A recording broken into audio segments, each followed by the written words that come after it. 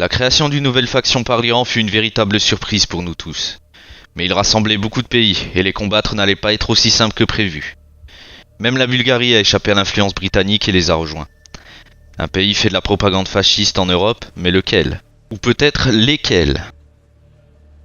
Le plus gros danger face à un pays peu développé n'est pas leur armée, mais le manque de ravitaillement.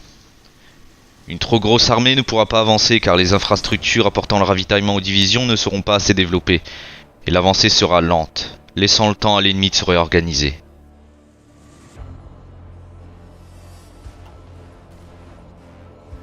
Comme prévu, l'Irak est tombé, mais c'est un petit pays, et le manque de ravitaillement et d'infrastructures se fait ressentir. Les troupes ralentissent et manquent d'équipement. Aucun chemin de fer ne pourra les amener à destination. Je dois quand même me dépêcher. L'Union soviétique commence à prendre le nord de l'Iran, et je préférerais qu'ils n'avancent pas trop. Surtout qu'ils n'arrivent pas à Téhéran avant moi. Je décide donc de leur couper l'herbe sous le pied, et de bloquer leur avancée en plaçant des troupes au sud et qui remontent jusqu'au nord de l'Iran. Ainsi, je ne serai pas gêné dans mon avancée.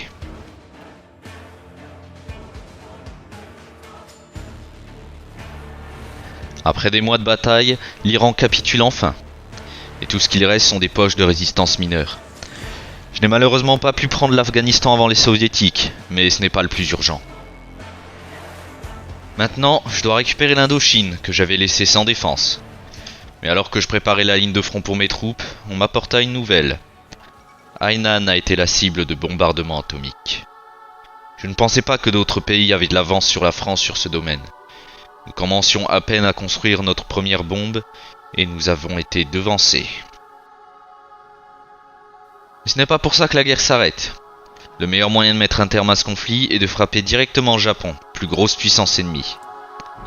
Le problème, c'est que ses côtes sont protégées par une puissante flotte navale, et je ne pourrais pas envisager un débarquement avant de l'avoir coulée.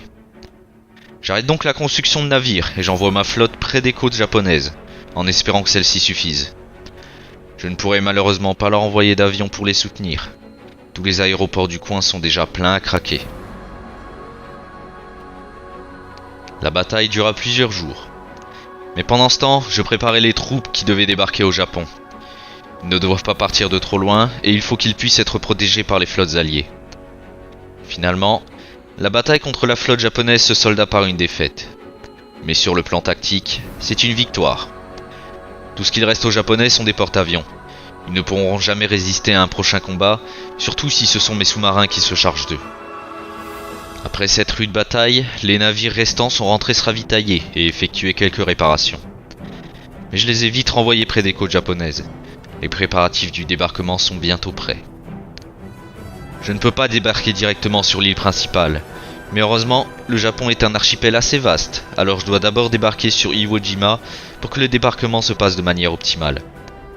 Et alors que mes troupes étaient à mi-chemin, les Anglais m'informent qu'ils viennent de prendre l'île. Nous allons pouvoir faire pencher la balance en notre faveur.